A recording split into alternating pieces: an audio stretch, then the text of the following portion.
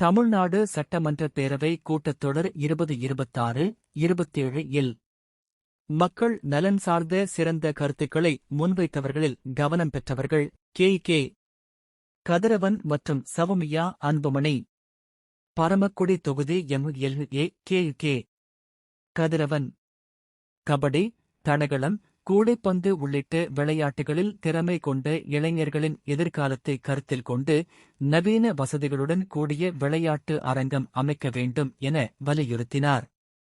அதுமட்டுமின்றி, பரமக்குடி பகுதியில் நிலத்தடி நீர்மட்டத்தை உயர்த்தும் வகையில் தடுப்பணைகள் அமைக்க வேண்டும் என்றும், வைகை ஆற்றின் இரு கரைகளிலும் உள்ள சர்வீஸ் சாலைகளை மேம்படுத்த வேண்டும் என்றும் முக்கிய கோரிக்கைகளை முன்வைத்தார். அதேபோல் சவுமியா அன்புமணி, விவசாயம் மற்றும் நீர்வள பாதுகாப்பை மையமாகக் கொண்டு தடுப்பணைகள் அமைத்தல், நெல் கொள்முதல் நிலையங்கள் உள்ளிட்ட மக்கள் நலக் கோரிக்கைகளை முன்வைத்தார். ஒருவர் இளைஞர்களின் விளையாட்டு வளர்ச்சியையும் நீர்வள பாதுகாப்பையும் முன்னிறுத்திய நிலையில், மற்றொருவர் விவசாயம் மற்றும் நீர்வள பாதுகாப்பை முன்னிறுத்தியுள்ளார். வெவ்வேறு துறைகளில் கோரிக்கைகள் இருந்தாலும் இருவரின் கருத்துகளின் மையம் ஒன்றே: மக்கள் நலன் மற்றும் எதிர்கால தலைமுறையின் வளர்ச்சி.